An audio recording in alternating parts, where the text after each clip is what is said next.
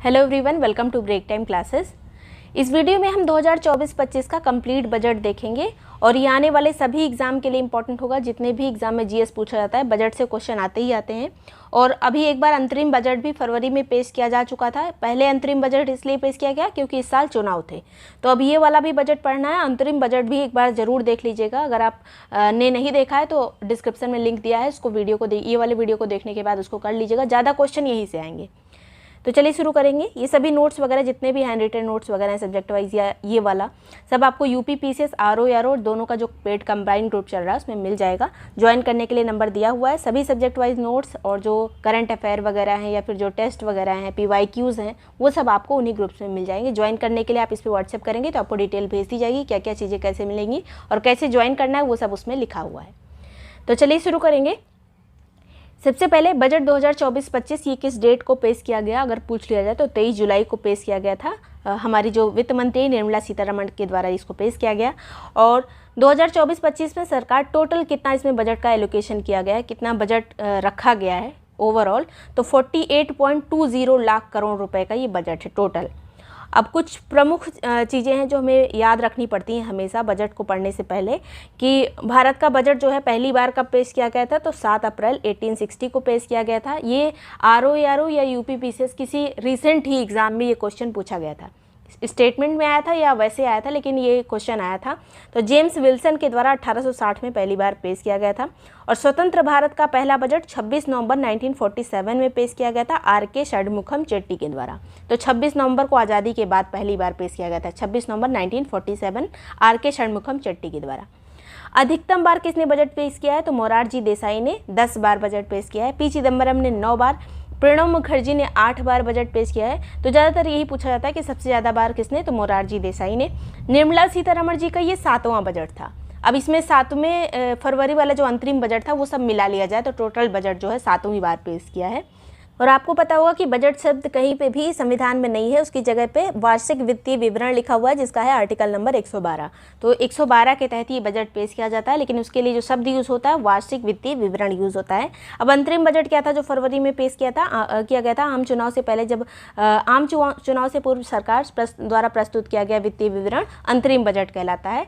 पूर्ण बजट जो है पेश होने तक ये जो है सेवा में रहता है। जो पुराना वाला बजट था, जो अंतरिम बजट था, वो जब तक चुनाव नहीं हो जाता, दोबारा जो है बजट नहीं पेश हो जाता, तब तक वही वाला माना जाता है।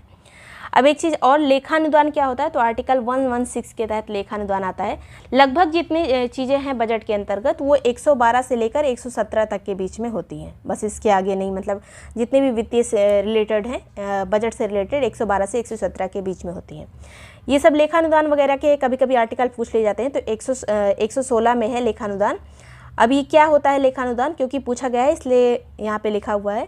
लेखानुदान भी पूर्ण बजट से पहले पेश किया जाता है, पूर्ण बजट से पहले पेश किया जाता है, किंतु इसमें चुनाव की कोई बात नहीं होती है। तो ये चीज़ मैंने इसलिए यहाँ पे रिपीट कर ली है क्योंकि अंतरिम बजट और कभी कभी लेखानुदान एक जैसा साउंड करता है, लेकिन लेखानुदान भी पूर्ण बजट से पहले पेश होता है, अंतरिम बजट भी पूर्ण बजट से पहले वाला बजट होता है। और दोनों के मतलब चीज़ें आपको याद रखनी है। लेखानुदान क्या है मेनली अगर आ जाए तो, क्योंकि इसी साल ये पेश हुआ है अंतरिम बजट भी, तो ये सब चीज़ें पूछी जा सकती हैं। एक बार बस आपको रीड करना है कि 116 के तहत लेखानुदान है जो कि पूर्ण बजट से पहले पेश होता है, लेकिन इसमें चुनाव की कोई बात नहीं होती है। पहले से जो कुछ अनुदान मांगा जाता है सरकार के द्वारा वही है लेखानुदान। और अंतरिम बजट जो है जिस साल चुनाव होता है उसके पहले पेश किया जाता है। तो ये दो चीज़ें हैं जो आपको याद रखनी है। बजट तैयार करने हेतु नोडल निकाय क्या होता है, तो बजट प्रभाग इसको कहा जाता है। ये वित्त मंत्रालय के अंतर्गत जो आर्थिक मामलों का विभाग होता है उसी के द्वारा बजट तैयार किया जाता है। और ये किसके किसके परामर्श से होता है, तो नीति आयोग और जितने भी संबंधित मंत्रालय होते हैं उनके सबके परामर्श से ये तैयार किया जाता है बजट। वित्त मंत्रालय के अंतर्गत जो आर्थिक विभाग होता है उसी के द्वारा ये तैयार किया जाता है, या फिर इसी को कहते हैं बजट प्रभाग। रेल बजट और आम बजट को एक साथ कब से पेश करना शुरू किया गया है, तो 2017 से। अगर ये सब चीज़ें छोटी छोटी आ जाएं तो। अब बजट के चरण बहुत पूछे जाते हैं। जितने ये चरण लिखे हैं इतने चरण ऑप्शन में नहीं रहते, इन्हीं में से 2-4 चरण दिए रहते हैं, तो वो चीज़ें हैं ये। सबसे पहले बजट पूर्व परामर्श होता है, हितधारक सहभागिता इसमें आती है कि मतलब परामर्श लिया जाता है जिसमें सभी चीज़ें शामिल होती हैं, किसी को भी परामर्श के लिए इनवाइट मतलब बुलाया जा सकता है, सबकी सहभागिता इसमें होती है। फिर डेटा संग्रहण और विश्लेषण किया जाता है, बजट का मसौदा तैयार किया जाता है, फिर कैबिनेट की मंजूरी होती है, फिर बजट भाषण की प्रस्तुति की जाती है, संसदीय अनुमोदन उसके बाद लिया जाता है। ये अनुमोदन में बहुत सारी चीज़ें आ जाती हैं, कभी कभी अनुमोदन की जगह पे सामान्य चर्चा या फिर विभागवार चर्चा या फिर बजट मतदान ये सब चीज़ें लिखी रहती हैं। तो अनुमोदन में ही सभी चीज़ें आ जाएंगी, जो चर्चाएं वगैरह होंगी बजट भाषण के बाद आती हैं, सब चर्चाओं वाला जो है क्रम आता है, ये सेम उसी क्रम में दिया हुआ है जिस क्रम में ये सभी चीज़ें होती हैं। फिर बजट का कार्यान्वयन होता है, फिर संशोधन होता है, अनुपूरक बजट वगैरह चीज़ें आती हैं। तो ये इसी क्रम में अगर आ जाए तो ये याद रखिएगा कि बजट की ज़्यादातर जो आता है कि प्रस्तुति, उसके बाद जो है संसदीय अनुमोदन, जिसमें अनुमोदन की जगह पे ऑप्शन में कभी कभी सामान्य चर्चा या फिर चर्चा केवल लिखा रहता है, बजट पर चर्चा, तो वो आएगा। उसके बाद फिर बजट का कार्यान्वयन, ये चीज़ें आ जाती हैं एग्ज़ाम में, अरेंज करने को कई बार आ चुकी हैं। नेक्स्ट यहाँ पर हमारा जो कुछ लक्ष्य रखा गया वो भी एक बार यहाँ पर रिवाइज कर लेते हैं। 7 ट्रिलियन अर्थव्यवस्था का लक्ष्य हमें 2029-30 तक प्राप्त करना है और 5 ट्रिलियन का 26-27 तक। 26-27 तक हम 5 ट्रिलियन अर्थव्यवस्था में शामिल हो जाएंगे, ऐसा हमारा लक्ष्य है। और 29-30 तक 7 मिलियन जो है अर्थव्यवस्था में हम शामिल हो जाएंगे। अंतरिम बजट में कुछ वादे किए गए थे 1 फरवरी को जब बजट पेश किया गया था कि 4 कास्ट पे हमें फोकस करना है। वही सेम चीज़ इस बार भी रिपीट की गई है कि हमने जैसा वादा किया था भाषण में इसी तरह बोला गया है कि जिस तरह से हमने अंतरिम बजट में ये बातें कही थी, 4 कास्ट को फोकस किया था, उसी तरह से हम उस बात पे अभी भी कायम है। गरीब, युवा, महिला और किसान पे इसमें फोकस किया गया है। आप अंतरिम बजट ले लीजिए या इसमें मतलब दोनों में यही सेम चीज़ है, गरीब, युवा, महिला और किसान। इसके अलावा एक जो नई चीज़ यहाँ पर इंट्रोड्यूस की गई है कि एमएसपी में लागत का 50% मार्जिन रखा जाएगा। ये भी अंतरिम बजट का में भी ये बात कही गई थी, अभी भी ये बात कही गई है कि जो एमएसपी दिया जाता है, टोटल कॉस्ट जितनी आती है फसल उत्पादन में, उससे बढ़ा के मतलब 50% तक का उसमें मार्जिन रहेगा, 50% तक का उसमें मुनाफा दिया जाएगा एमएसपी के तहत किसानों को। तो ये भी इसमें रिपीट किया गया। फिर बजट 24-25 में जो है फोकस किया गया है कुछ और चीज़ों पे भी। वैसे तो सेम कास्ट, वही वाला कास्ट की बात की गई है, लेकिन एक कुछ और फोकस क्षेत्र हैं, जैसे रोजगार पे इसमें बात की गई है। जो अभी बजट पेश किया गया, रोजगार पे, कौशल पे, प्रशिक्षण पे और मध्यम वर्ग पे इसमें फोकस किया गया है। तो अगर फोकस पॉइंट पूछ लिया जाए 24-25 का और उसमें गरीब, किसान, महिला ये सब ना दिया हो, तो आपको जो है ये वाला चीज़ याद रखना है कि फोकस पॉइंट में रोजगार, कौशल, प्रशिक्षण और मध्यम वर्ग भी इसमें शामिल है। तो ये 4 चीज़ें अलग से मेंशन की गई हैं, इसलिए इम्पोर्टेंट है। अब बजट की प्राथमिकताएं जो है 9 श्रेणियों में इसको बांटा गया है। तो पहली जो है प्राथमिकताओं में आता है कृषि में उत्पादकता और अनुकूलनीयता, मतलब कृषि की बात सबसे पहले की गई, उत्पादकता कैसे बढ़ाई जाए। तो इसके लिए जो है ये सब, इसमें जो डेटा वाला पोर्शन है वो मैंने लास्ट में लिखा है कि जिसमें जो रट लेना है सीधे सीधे। और अब जो जिस तरह से क्वेश्चन आते हैं कि स्टेटमेंट वाइज आ जाता है कि इसके बारे में बात की गई या नहीं, उसके बारे में बात की गई या नहीं, तो वो चीज़ें यहाँ पर है। तो कृषि में जो है अनुकूल, जलवायु अनुकूल किस्मों की शुरुआत करने की बात की गई है कि 32 कृषि वाली जो फसलें होती हैं और बागवानी फसलें जो होती हैं उनकी 109 उच्च किस्में मतलब बनाई जाएंगी, जिससे वो जो किस्में बनेंगी हर तरह की जलवायु में पनप सके। हमारे भारत की जो जलवायु कहीं कहीं बहुत सूखा पड़ जाता है, उस हिसाब से उस किस्म की फसल वहाँ उगाई जाए जो आसानी से पैदा हो सके। तो ये इसमें जलवायु अनुकूल फसलों की किस्मों की बात की गई है, 32 तरह की फसल और उसकी कितनी किस्में, 109 किस्में। फिर यहाँ पर नेचुरल कृषि को बढ़ावा देने की बात करी गई है, जिसमें जो है 10,000 आवश्यकता अधिकारी जो है जैव आधान संसाधन केंद्र स्थापित किए जाएंगे। 10,000 जैव आधान संसाधन केंद्र स्थापित किए जाएंगे नेचुरल कृषि को बढ़ावा देने के लिए। और इन सब की टैगिंग भी की जाएगी, जो नेचुरल कृषि को मतलब प्रमोट करने के लिए उन जो प्रोडक्ट होंगे नेचुरल कृषि वाले, उनकी टैगिंग वगैरह भी की जाएगी, जिससे उनको जो है मार्केट में बढ़ावा मिले। नेक्स्ट यहाँ पर आत्मनिर्भरता हेतु दलहन और तिलहन मिशन भी शुरू किया गया है, जिसमें सरसों, मूंगफली, तिल, सोयाबीन और सूरजमुखी पर फोकस किया जाएगा। किस पे? सरसों, मूंगफली, तिल, सोयाबीन, सूरजमुखी, इन सब का तेल निकलता है। तो दलहन और तिलहन में हमें आत्मनिर्भर बनना है, इसलिए इन चीज़ों पे फोकस किया जाएगा। नेक्स्ट यहाँ पर सब्जी उत्पादन और आपूर्ति श्रृंखला के लिए क्लस्टर विकसित किए जाएंगे। बस इतना याद रखिए, ये जितनी चीज़ें मैं बोल रही हूँ बस दिमाग में भी रह जाएंगी, तो क्योंकि इसमें कोई डेटा नहीं है, कुछ रटना नहीं है, बस इतना चीज़ याद रखिए कि इसके बारे में बात की गई थी। जो रटना है वो लास्ट में दिया हुआ है।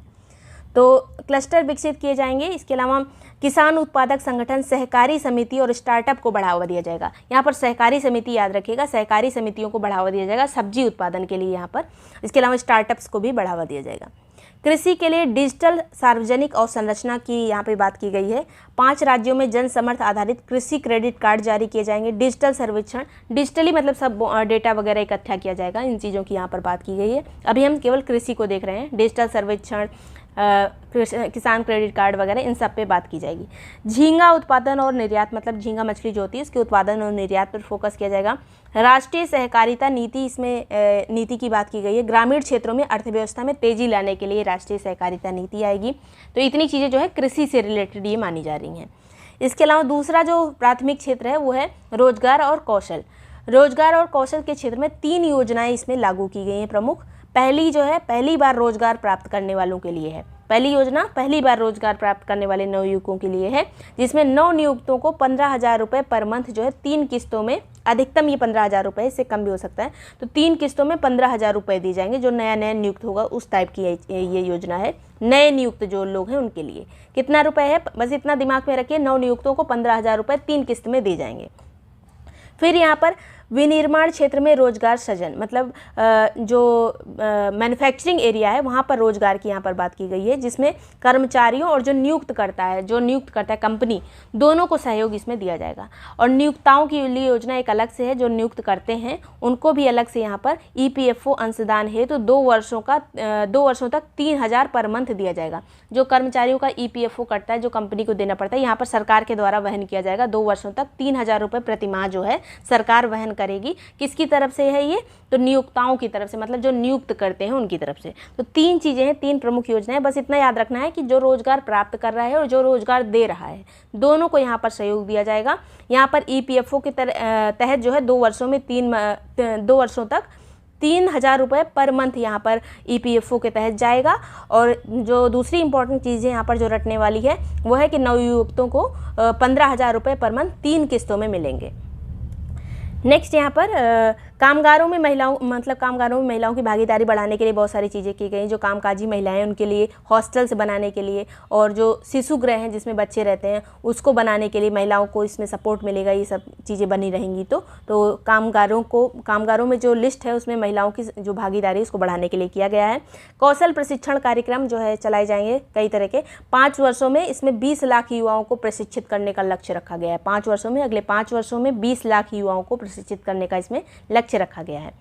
इसके अलावा कौशल प्रशिक्षण ऋण भी दिया जाएगा। 25,000 छात्रों को इससे सहायता मिलेगी। कोई एग्जैक्ट अमाउंट नहीं है, जो चीज़ अमाउंट वाली है वो लास्ट में, इसी वीडियो के लास्ट में आपको मिलेगी। कौशल प्रशिक्षण ऋण इसमें दिया जाएगा, जिससे जो है 25,000 छात्रों को सहायता मिलेगी। फिर जो है शिक्षा ऋण दिया जाएगा। शिक्षा ऋण के तहत जो है अगर कोई भारत में हायर स्टडीज़ करता है, हायर एजुकेशन के लिए जाता है, तो 10 लाख रुपए तक का लोन इसको मिलेगा। और इसमें जो ब्याज भरा जाता है, ब्याज का 3% ब्याज जो है सरकार खुद भरेगी। शिक्षा ऋण में 3% जो है ऋण जो है सरकार खुद वहन करेगी, अगर भारत में हायर एजुकेशन ग्रहण की जाती है तो। नेक्स्ट यहाँ पर समावेशी मानव संसाधन विकास और सामाजिक न्याय, ये जो अगला इसका प्राथमिक क्षेत्र है। पहला हो गया जो कृषि से रिलेटेड था, दूसरा युवाओं के प्रशिक्षण से रिलेटेड है, तीसरा वाला ये मानव संसाधन विकास से संबंधित है। अब इसमें जो है एक योजना चलाई जा रही है, पूर्वोदय योजना, जिसके तहत कौन कौन से राज्य यहाँ पर कवर किए जाएंगे, उनका विकास किया जाएगा। तो बिहार है, झारखंड है, पश्चिम बंगाल, उड़ीसा और आंध्र प्रदेश। बिहार पे देखिए बहुत सारा चीज़ें यहाँ पर आई हैं, मतलब बिहार को बहुत सारा सहयोग मिल रहा है इस बजट के तहत। तो बिहार इसमें आ जाएगा पूर्वोदय योजना के तहत, झारखंड भी आ जाएगा, पश्चिम बंगाल, उड़ीसा और आंध्र प्रदेश ये हैं, एकदम रट लीजिएगा। इन 5 जो है क्षेत्र को कवर किया जा रहा है इसके तहत। फिर यहाँ पर अमृतसर कोलकाता औद्योगिक गलियारा बनाया जाएगा। इस औद्योगिक गलियारे में गया में औद्योगिक केंद्र भी स्थापित किया जाएगा। और अमृतसर कोलकाता ये याद रखिएगा, कौन सा गलियारा बन रहा है, अमृतसर कोलकाता।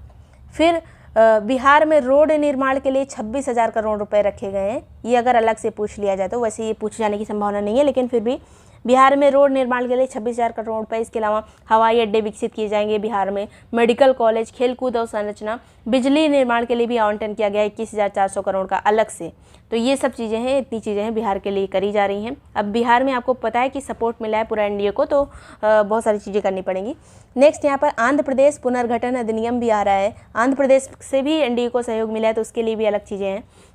आंध्र प्रदेश की राजधानी हैदराबाद थी, जो कि बाद में तेलंगाना की हो गई थी। तो आंध्र प्रदेश की काफ़ी दिन तक अपनी कोई राजधानी विकसित नहीं थी, तो राजधानी निर्माण के लिए 15,000 करोड़ रुपए का यहाँ पर आवंटन किया गया है। फिर पोलावरम परियोजना के लिए भी वित्त पोषण किया जाएगा, लेकिन इसका मतलब एग्जैक्ट अमाउंट नहीं दिया है बजट में। फिर महिलाओं की आर्थिक विकास में भूमिका बढ़ाने के लिए 3 लाख करोड़ रुपए आवंटित किए गए हैं।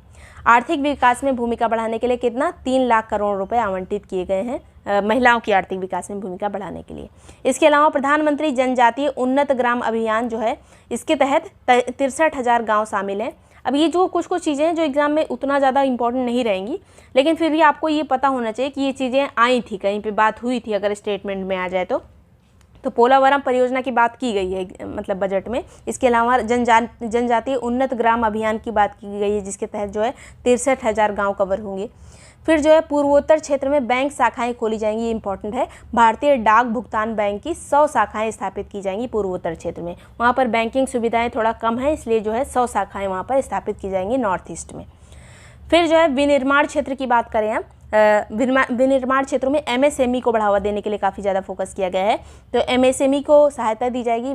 विनिर्माण क्षेत्र में जो है, जो इंफ्रास्ट्रक्चर वाले एरिया है, वहाँ पर MSME के लिए ऋण गारंटी योजना चलाई जाएगी। MSME जो बिजनेस होते हैं उनके लिए ऋण यानी लोन की व्यवस्था की जाएगी, और लोन का नया नया मॉडल आएगा। इसके अलावा ये चीज़ इंपॉर्टेंट है, मुद्रा ऋण जो है इसको 10 लाख से बढ़ाकर 20 लाख कर दिया गया है। 10 लाख से बढ़ाकर कितना कर दिया गया है, 20 लाख। ये बहुत इंपॉर्टेंट है। और ये जो है किसके लिए किया गया है, जिन्होंने तरुण श्रेणी के तहत लोन लिया था और उसको चुका दिया है, तो वो अब जो है 20 लाख तक का लोन जो है ले सकते हैं। तो ये है मुद्रा ऋण, जिसको 10 लाख से बढ़ाकर 20 लाख किया गया है। नेक्स्ट यहाँ पर 50 मल्टी प्रोडक्ट फूड इकाइयाँ यहाँ पर स्थापित की जाएंगी। 100 NABL मान्यता प्राप्त लैब जो है स्थापित की जाएगी, जो फूड जो है संरक्षण से रिलेटेड होगी, उसकी जांच से रिलेटेड होगी। तो 100 लैब स्थापित की जाएगी और 50 यूनिट लगेगी। मल्टी प्रोडक्ट फूड इकाइयाँ जो हैं, यूनिट्स लगेंगी 50, और लैब कितनी स्थापित होगी, तो 100 लैब स्थापित होगी। फिर ई-कॉमर्स निर्यात केंद्र की स्थापना की जाएगी। विनिर्माण और सेवाओं के संवर्धन के उपाय, शीर्ष कंपनियों में इंटर्नशिप की यहाँ पर बात की जाएगी। मतलब बड़ी बड़ी जो कंपनियाँ हैं, टॉप 500 जो कंपनियाँ हैं, उसमें इंटर्नशिप अगर करे कोई, तो सरकार जो है उसको 5,000 रुपये पर मंथ देगी स्टाइपेंड के रूप में, अगर इंटर्नशिप कोई करता है तो। टॉप यहाँ पर 500 कंपनियाँ इसके लिए रखी गई हैं। फिर 12 औद्योगिक पार्क स्थापित किए जाएंगे। फिर क्रिटिकल मिनरल मिशन की स्थापना यहाँ पर की गई। क्रिटिकल मिनरल जो होते हैं उससे बहुत सारी चीज़ें होती हैं। हमारे यहाँ जो है बहुत कम क्रिटिकल मिनरल होते हैं, उसको विकसित करने के लिए मिनरल्स वैसे विकसित नहीं किए जाते, लेकिन उसके लिए स्टैंप ड्यूटी वगैरह कम की गई, जो भी हम आगे देखेंगे। चाइना का वो रहता है, पूरा उस पर कब्जा रहता है, लेकिन क्रिटिकल मिनरल की भी यहाँ पर मिशन की बात की गई है। एक मिशन के तहत जो है इसकी स्थापना की जाएगी। नेक्स्ट यहाँ पर शहरी विकास की भी बात की गई है। अब शहरी विकास के तहत क्या क्या है, तो महिलाओं द्वारा घर लेने पर स्टैंप ड्यूटी कम रहेगी। इसके अलावा 100 जो है हार्ट स्ट्रीट मार्केट खोली जाएगी, जिसका नाम होगा हार्ट। 100 जो है हार्ट स्ट्रीट मार्केट और स्ट्रीट फूड हब बनाने की स्थापना की जाएगी। स्ट्रीट फूड हब बनेंगे, स्ट्रीट मार्केट बनेंगी 100। इसके अलावा लगभग 14 बड़े शहरों में ट्रांजिट डेवलपमेंट किया जाएगा। ट्रांजिट डेवलपमेंट मतलब जो ट्रांसपोर्टेशन है वो सब इजी हो जाएगा, मेट्रो वगैरह इन सब चीज़ें। बड़े बड़े जो शहर हैं, 14 बड़े शहरों में ये सब चीज़ें की जाएंगी। 100 बड़े शहरों में वाटर मैनेजमेंट प्रोजेक्ट लाए जाएंगे, जो वाटर से मतलब जो सीवर लाइन वगैरह उसको सही किया जाएगा। ये सब चीज़ें 100 बड़े शहरों के लिए किया जाएगा। फिर प्रधानमंत्री आवास योजना 2.0 के तहत 10 लाख करोड़ रुपए का निवेश किया जाएगा, जिससे 1 करोड़ शहरी गरीबों को मदद मिलेगी। 10 लाख करोड़ का निवेश किसके तहत किया जाएगा, प्रधानमंत्री आवास योजना शहरी 2.0। ये इंपॉर्टेंट है, इसको याद कर लीजिएगा। इसके लिए जो है 10,000 करोड़ रुपए का निवेश किया जाएगा। फिर ऊर्जा सुरक्षा की बात करें तो भारत स्मॉल रिएक्टर्स की इसमें स्थापना की जाएगी। जो छोटे छोटे रिएक्टर हैं वो बनाए जाएंगे, इसमें प्राइवेट कंपनी का भी सहयोग लिया जाएगा। इसके अलावा NTPC और भेल की पार्टनरशिप होगी, जिसके तहत जो है 800 मेगावाट का कॉमर्शियल प्लांट लगाया जाएगा। किसकी पार्टनरशिप होगी, NTPC और भेल की पार्टनरशिप होगी, जिसके तहत जो है 800 मेगावाट का कॉमर्शियल प्लांट लगेगा। ये सब ऊर्जा के क्षेत्र में है। फिर PM ऊर्जा घर मुफ्त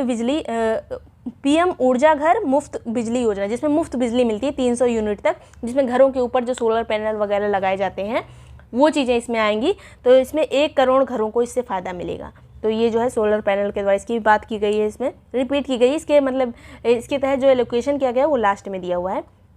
अवसंरचना यानी इंफ्रास्ट्रक्चर की यहाँ पर बात करें तो 11.11 लाख करोड़ का इसमें जो है निवेश किया जाएगा, इसका लिए एलोकेशन किया गया 11.11 लाख करोड़ का जो कि जीडीपी का 3.4% है। अब बजट में जितनी चीज़ें लिखी गई, जितने डेटा दिए गए सिर्फ उतने ही बोले गए। यहाँ पर इसकी बात की गई थी कि इसमें जीडीपी का 3.4% दिया जा रहा है, तो वो यहाँ पर लिखा हुआ है 11.11 लाख करोड़ रुपए जो कि जीडीपी का 3.4 है, वो इंफ्रास्ट्रक्चर में जा रहा है। इतनी चीज़ें जो है, इतना रुपए इंफ्रास्ट्रक्चर में जाएगा। फिर जो है राज्यों को 1.5 लाख करोड़ का interest free loan, long term का लोन दिया जाएगा। ये जो है याद रखिएगा, 1.5 लाख करोड़ का इंटरेस्ट फ्री लोन जो है लॉन्ग टर्म के लिए राज्यों को दिया जाएगा, जिससे वो अपना इंफ्रास्ट्रक्चर डेवलप कर सके। फिर प्रधानमंत्री ग्राम सड़क योजना का चरण 4 प्रारंभ कर दिया गया है। ये भी इंफ्रास्ट्रक्चर के तहत ही आएगा, जो सड़कें, पुल, सब इसी के तहत आता है। कोसी मेची जो लिंक है, इसकी बात की जा रही, जो इन सब की वजह से बिहार में काफ़ी बाढ़ आती है, तो इनको लिंक प्रोजेक्ट, नदियों का लिंक प्रोजेक्ट चल रहा है। इसके अलावा बिहार में बाढ़ से निपटने के लिए 11,500 करोड़ रुपए का अलग से जो है एलोकेशन किया गया है। असम, सिक्किम, उत्तराखंड और हिमाचल, यहाँ भी बाढ़ वगैरह बहुत आती है, आवास की समस्या होती है। जब बाढ़ आ जाती है तो बहुत सारा भूस्खलन वगैरह होता है, तो उसके लिए भी अलग आवंटन किया गया है। इसके कोई रुपए नहीं लिखे गए हैं, लेकिन वित्त पोषण की बात की गई है। फिर विष्णुपाद मंदिर कॉरिडोर और महाबोधि मंदिर कॉरिडोर विकसित किया जाएगा, इसका विकास किया जाएगा बिहार में। 2 मंदिरों का कॉरिडोर बनेगा, और ये किसकी तर्ज पर? जो काशी विश्वनाथ कॉरिडोर है, उसी की तर्ज पर ये चीज़ें बनेंगी। राजगीर और नालंदा का विकास किया जाएगा, ये सब पर्यटन के तहत, बिहार में पर्यटन डेवलप करने के लिए। इसके अलावा उड़ीसा में पर्यटन विकास के लिए कार्य किया जाएगा। यहाँ पर दोनों याद रखिएगा, राजगीर और नालंदा का विकास किया जाएगा। फिर नवाचार, अनुसंधान और विकास के क्षेत्र की बात करें तो नेशनल रिसर्च फंड के लिए जो कितने रुपए रखे गए? 1 लाख करोड़। इंपॉर्टेंट है ये, नेशनल रिसर्च फंड के लिए 1 लाख करोड़ रुपए रखे गए हैं। स्पेस इकोनॉमी के लिए 1000 करोड़ रुपए रखे गए हैं। अब यहाँ पर अंतरिक्ष व्यवस्था को, अर्थव्यवस्था को जो है 10 साल में 5 गुना बढ़ाने पर भी जोर दिया गया। एक लक्ष्य रखा गया है कि 10 साल में हम इसको 5 गुना बढ़ा देंगे। अभी जो है स्पेस इकोनॉमी को कितना दिया गया है? 1000 करोड़ रुपए, और नेशनल रिसर्च फंड के लिए 1 लाख करोड़ रुपए। नेक्स्ट है अगली पीढ़ी के विकास की बात करें तो इसमें जो है मुख्यतः भूमि पर फोकस किया गया है। भूमि का डेटा इकट्ठा करना, ग्रामीण क्षेत्रों में जो आगे चल के बहुत विवाद हो जाते हैं, तो उसके लिए मैपिंग वगैरह की बात की गई है। इसमें बस 2 ही पॉइंट इंपॉर्टेंट है। भूमि आधार, भू आधार जिसको कहते हैं, एक आइडेंटिफिकेशन नंबर होता है ज़मीन का, तो उसको बनाया जाएगा। इसके अलावा भूमि मैपिंग वगैरह करी जा रही है, तो ये इसकी भी बात की गई है। फिर अब जो है मेन डेटा वगैरह पे आते हैं। राजस्व प्राप्तियाँ, जो रेवेन्यू रिसीप्ट होती हैं, वो कितनी? राजस्व प्राप्तियाँ वो होती हैं जो जिसके तहत जो हमें, जैसे कंस्ट्रक्शन कोई किया गया था पहले, उसके तहत जो हमें रेवेन्यू रिसीप्ट हो रहा है, जैसे कोई सड़क बनाई गई, उसके तहत जो लाभ हो रहा है सरकार को, वो राजस्व प्राप्ति में आ जाता है।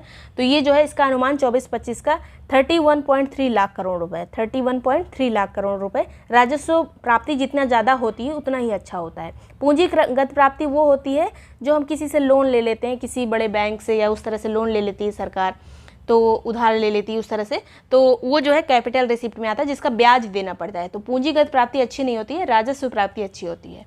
तो हमें जो है कैपिटल रिसीट हमारी कितनी है? पूंजीगत प्राप्ति 16.9 लाख करोड़ रुपए, और जो राजस्व प्राप्ति है वो 31.3 लाख करोड़ रुपए है। टोटल मिला लिया जाए, दोनों को ऐड कर लिया जाए तो 48.2 लाख करोड़ रुपए हो जाता है। टोटल प्राप्तियाँ 48.2 लाख करोड़ रुपए हैं। अब व्यय की बात करें तो रेवेन्यू एक्सपेंडिचर की बात करें तो ये है टोटल 37.1 लाख करोड़ रुपए, 37.1 लाख करोड़ रुपए। ये जब खर्च किया जाता है मतलब वो खर्च हो गया पूरा, इसको मतलब ज़्यादा नहीं खर्चा होना चाहिए इसमें से।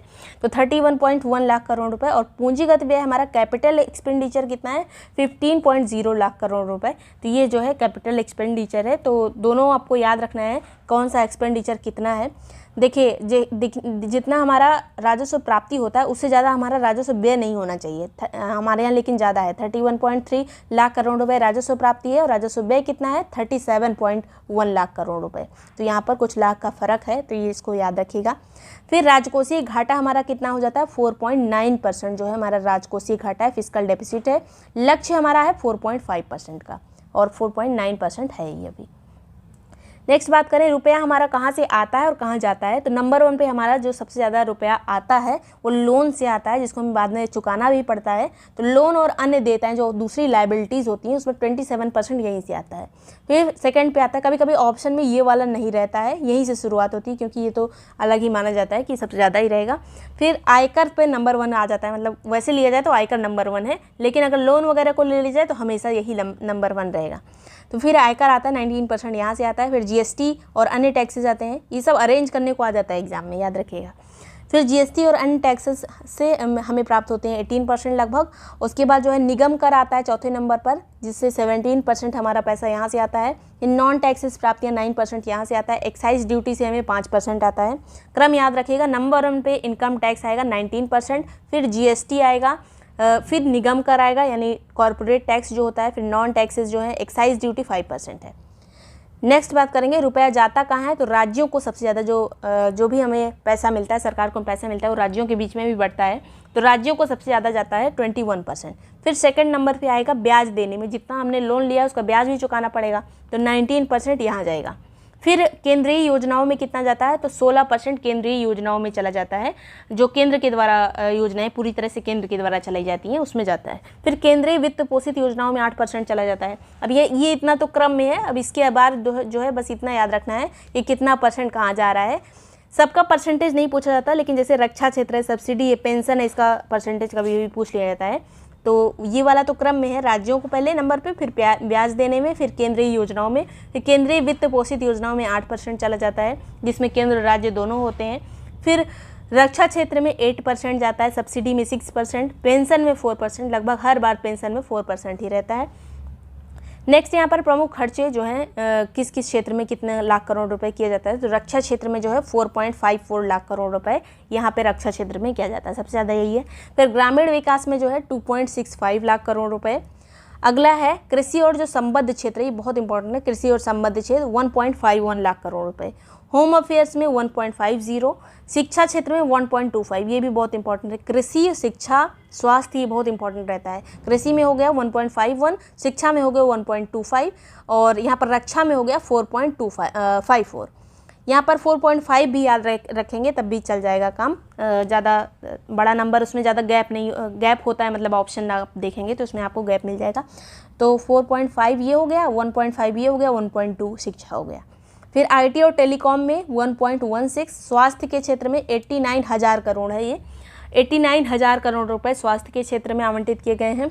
ऊर्जा यानी एनर्जी क्षेत्र में 68,000 करोड़। फिर सोशल वेलफेयर में 56,000 करोड़ रुपए, कॉमर्स और इंडस्ट्री में 47,000 करोड़ रुपए। अब स्वास्थ्य वाला एकदम याद रखेगा 89,000 करोड़, ऊर्जा वाला याद रखेगा 68,000 करोड़ और यहाँ पर शिक्षा के लिए 1.2 लाख करोड़। फिर कृषि संबंध क्षेत्र 1.51 लाख करोड़ रुपए। उसके बाद रक्षा के क्षेत्र में 4.54 लाख करोड़ रुपए। कई बार रिपीट करिएगा एग्जाम के पहले, एक बार फिर से देख के जाइएगा। 2024-25 में GDP का अनुमान हमारा 6.5 से 7% तक रखा गया है। इनकम टैक्स, अब कुछ और बातें की गई जो हमें याद रखनी पड़ेंगी, जैसे इनकम टैक्स एक्ट 1961 को रिव्यू किया जाएगा, ये भी इसमें बात कही गई है अगर स्टेटमेंट आ जाए तो। कैंसर की 3 दवाओं की कस्टम ड्यूटी को समाप्त किया जाएगा, तो मेडिसिन के क्षेत्र में जो है कस्टम ड्यूटी कम की गई तो सस्ती हो जाएंगी दवाएं। फिर मोबाइल इंडस्ट्री कस्टम ड्यूटी को घटाकर 15% की गई है, मतलब मोबाइल चार्जर जो वगैरह जो होते हैं, चार्जर वगैरह का रेट कम हो जाएगा। गोल्ड सिल्वर की कस्टम ड्यूटी को घटाकर 6% कर दिया गया है, तो गोल्ड सिल्वर का रेट भी घटने में आएगा। अब सबका ये जो नंबर है वो नहीं पूछा जाएगा कितना घटाया गया, क्या किया गया। अगर इस तरह से आ सकता है कि इसका घटाया गया है कस्टम ड्यूटी, मतलब गोल्ड सिल्वर का कस्टम ड्यूटी घटाया गया है, तो ये स्टेटमेंट बन सकता है। नेक्स्ट यहाँ पर 25 क्रिटिकल मिनरल पर कस्टम ड्यूटी समाप्त कर दी गई है। क्रिटिकल मिनरल पे यहाँ पर उसको बढ़ावा देने के लिए जोर दिया गया है, तो कस्टम ड्यूटी उसकी ख़त्म कर दी गई है। लॉन्ग टर्म गेन पर टैक्स बढ़ाकर 1.5% कर दिया गया। यहाँ पर बढ़ा है, देखिए टैक्स, जो लोग शेयर मार्केट में लॉन्ग टर्म का पैसा लगाते हैं, 1 साल से ज़्यादा का पैसा लगाते हैं, उस पर जो उनको लाभ मिलता है उस पर टैक्स देना पड़ेगा। ये बढ़ा के पहले 10% था, अब 12.5% कर दिया गया है, तो बढ़ाया गया है, बस इतना याद रखिएगा। एंजल टैक्स को समाप्त कर दिया गया है। जो नए नए बिजनेस बनते हैं उनको अगर कोई पहले पैसा देता था, कहीं से उनको जो है फंडिंग प्राप्त होती थी, तो उस पर भी टैक्स लगता था, जिसको काफ़ी आलोचना होती थी, तो उसको ख़त्म कर दिया गया है। एंजल टैक्स समाप्त। अब टैक्स स्लैब क्या क्या है, नए टैक्सेस वाला जो है स्लैब क्या है, सबसे पहले तो याद रखिए कि टैक्स रिजीम को 7% तक इनकम वालों को टैक्स से छूट है। 7 लाख तक की जो इनकम है, परसेंटेज नहीं लाख, 7 लाख तक की इनकम वालों को छूट मिल रहेगी, अगर मतलब वो अपना टैक्स बचा सकते हैं। लेकिन स्लैब की बात करें तो 0.3 लाख जो है ये नील, यहाँ पर कोई टैक्स नहीं है। फिर 3 से 7 लाख में 5% टैक्स है। लेकिन ये याद रखिएगा टैक्स रिजीम एक होती है, छूट होती है, जिसमें 7 लाख तक की इनकम वालों को छूट दी गई है। ये एक हाईलाइट करके इसको याद रखिएगा। फिर 7 से 10 लाख वालों को 10% टैक्स देना पड़ेगा, ये यहाँ से याद रखिए। 7 से 10 लाख वालों को 10%। फिर 10 से 12 लाख वालों को 15% टैक्स, 12 से 15 लाख वालों को 20% टैक्स, और 15 लाख से ऊपर वालों को 30% टैक्स देना पड़ेगा। तो ये टैक्स स्लैब है नया वाला, इसको याद रख लीजिएगा। नेक्स्ट बात करें, बजट में योजना के तहत कितना आवंटन किया गया। ये चीज़ें बहुत पूछी जाती हैं एग्जाम में, आपने कोई भी प्रीवियस ईयर पेपर देखा होगा, हमेशा आता है। मनरेगा में 86,000 करोड़ रुपए आवंटित किए गए हैं, सब करोड़ में है। फिर आयुष्मान भारत के तहत 7300 करोड़, PLI योजना के तहत 6200 करोड़, सौर ऊर्जा ग्रिड के तहत 10,000 करोड़। फिर PM सूर्य घर मुफ्त बिजली जो हमने योजना की बात की थी सोलर जो पैनल घरों के ऊपर लगाए जाते हैं, उसमें 6,250 करोड़। फिर आता है यहाँ पर PM आवास शहरी के लिए 30,171 करोड़, PM आवास ग्रामीण के लिए 54,500 करोड़। फिर PM विश्वकर्मा योजना के लिए 4,824 करोड़, PM ग्राम सड़क योजना के लिए 19,000 करोड़, मिशन वात्सल्य के लिए 1,472 करोड़। तो ये इसको एक बार आप पढ़ सकते हैं, याद कर सकते हैं, और इसको आपको रिपीट ही करना पड़ेगा बार बार। इतना याद रखिएगा, मनरेगा में कितना दिया गया है, 86,000 करोड़ रुपए। और बहुत ज़्यादा इसमें जो है नंबर्स की बात नहीं की गई है इस वाले बजट में। एक बार अंतरिम बजट भी एग्जाम के पहले देख के जाइएगा, अंतरिम बजट भी आपको डिस्क्रिप्शन में लिंक मिल जाएगा, उसको भी देख लीजिएगा। आप किसी भी ग्रुप में होंगे, UP PCS RO यारो कंबाइंड पेड ग्रुप जो चल रहा है, उसमें बजट का दिया जा चुका है आपको नोट्स, पुराना वाला भी, और ये भी अभी भेज दिया जाएगा।